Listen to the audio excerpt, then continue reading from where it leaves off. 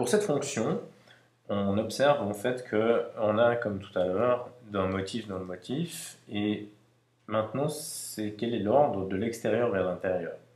Alors, ici, j'observe que j'ai un premier bloc à cause de la priorité des opérations. D'abord les puissances, après les fois. Ça me fait un second bloc dans ma dérivée, aussi d'abord la puissance, après le fois. Donc, l'opération qu'on fait en dernier ici, c'est une multiplication. Et pour pouvoir appliquer le motif, eh ben, je dois identifier lequel c'est. Et là, c'est un motif de multiplication avec premier bloc U, y compris la puissance, second bloc V, et puis motif de dérivation habituel, U' fois V plus U fois V'. Donc je commence avec ça. Et je l'écris comme ceci.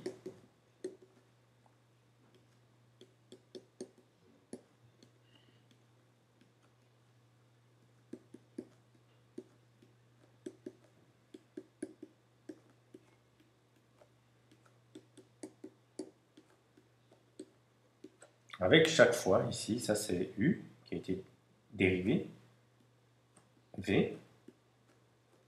Donc le tout, ce sera prime. Ici, j'ai U qui n'est pas dérivé. Et ici, donc, j'ai V qui est dérivé à l'aide, ici, de la notation prime. Et je mets V entre parenthèses pour qu'il soit clair. Ici, que je calcule V', U entre parenthèses, auquel j'applique l'opérateur prime. Maintenant, pour l'intérieur de cette parenthèse, qu'est-ce que j'ai comme motif? Eh bien, je vais me retrouver avec le motif des puissances.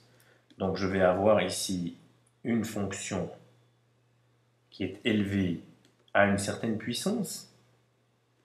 Cette fonction, comme tout à l'heure, je l'appelle U. Attention, le U rouge n'est pas le même que le U bleu.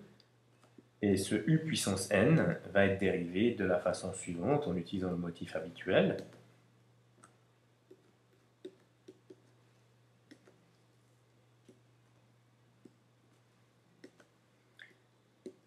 Je perds une puissance, je multiplie devant par n, et je dérive l'intérieur étant ce qui est élevé à la puissance. Donc pour ce premier bloc, je vais appliquer ce motif.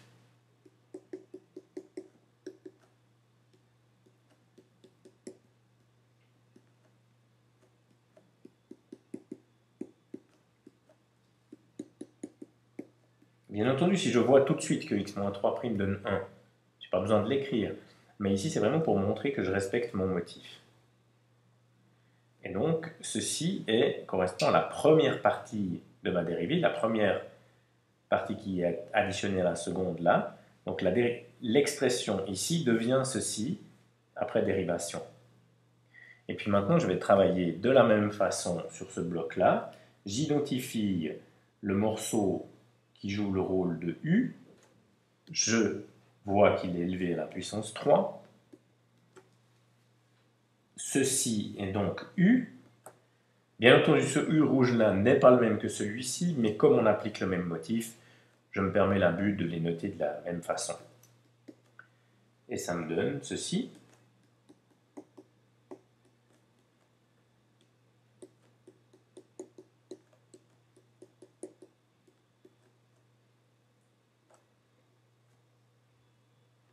X-3 au cube reste, la puissance vient devant 3, je perds une puissance x-2 au carré, et je dois multiplier par la dérivée de l'intérieur. Ce qui me donne en fin de compte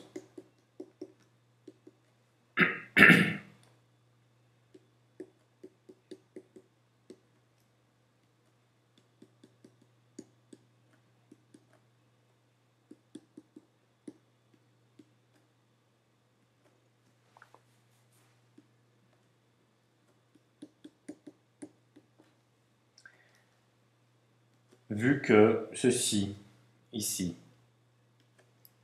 tout ceci,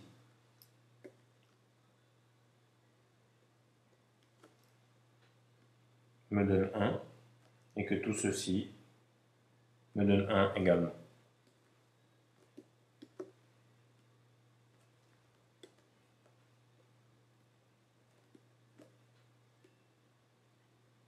Maintenant, la partie dérivation est terminée.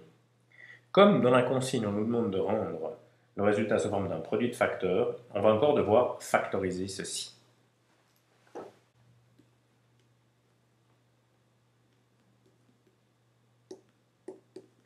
Reprenons l'expression de la dérivée de f que l'on cherche à factoriser pour obtenir le résultat conforme à la consigne. En tout cas, un résultat conforme à la consigne. On en était resté à cette expression.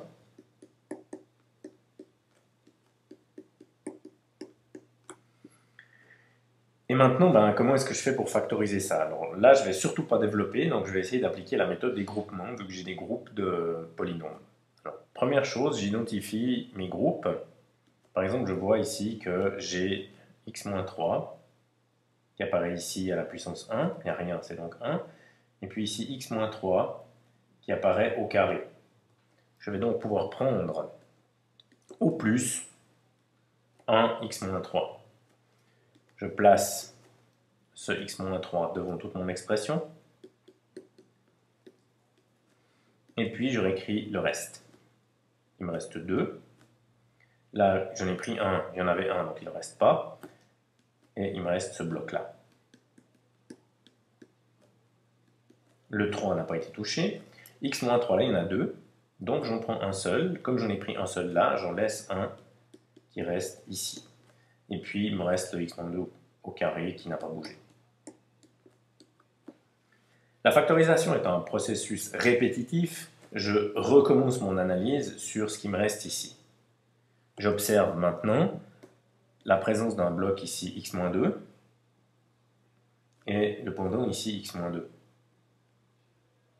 Je vois que j'ai un carré là et un cube ici, donc je vais prendre le maximum que je peux, c'est-à-dire 2, parce que dans 3 il y a 2. Donc le x-3 ici reste, et puis devant, entre le x-3 et le crochet ici, vient le x-2, que je vais mettre en évidence, ce monôme, et j'ai dit que j'en prenais 2, donc je mets x-2 au carré.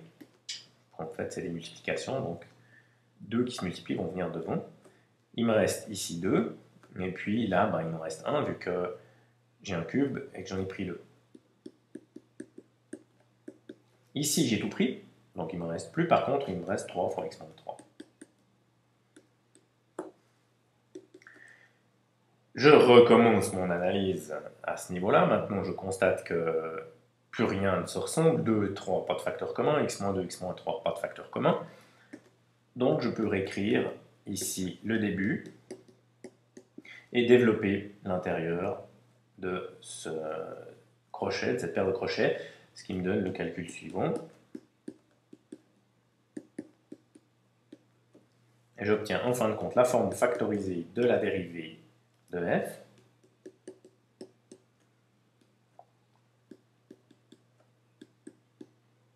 Et ça, c'est le résultat attendu.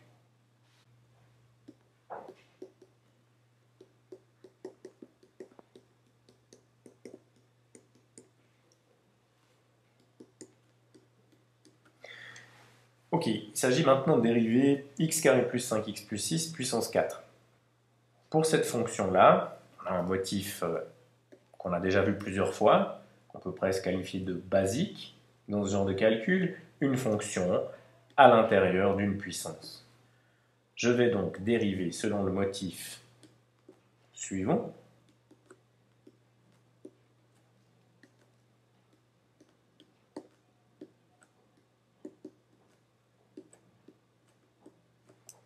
U puissance n', n fois u puissance n-1 fois u'. A priori, à l'intérieur, c'est pas factorisé. Je pourrais chercher à factoriser maintenant, mais ça me compliquerait ma dérivée. J'ai meilleur temps de factoriser après.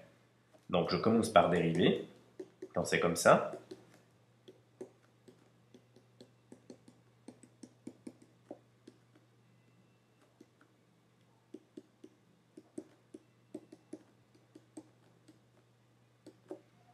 Donc, ceci étant u, vient se mettre là. Et là, selon le motif, il me reste à dériver ça.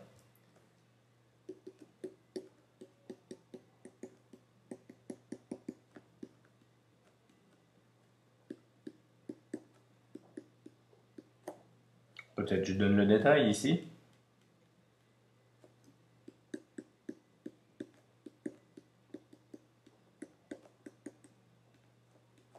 Donc la dérivée vient distribuer dans la parenthèse, à cause du fait que lorsque j'additionne des fonctions, la dérivée de la somme, c'est la somme des dérivées. Je dérive chaque morceau, ça me fait 0, ça me donne 5, et ça me donne 2x. En fin de compte, j'obtiens ceci.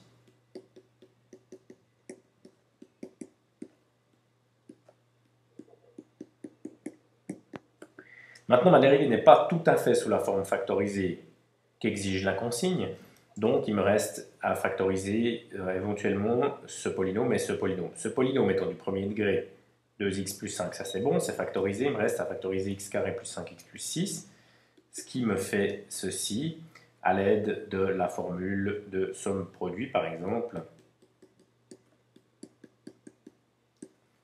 Je peux également utiliser le discriminant delta et la formule de développement de résolution en fait, de l'équation de deuxième degré qui me donne implicitement la factorisation. J'obtiens en fin de compte la dérivée suivante.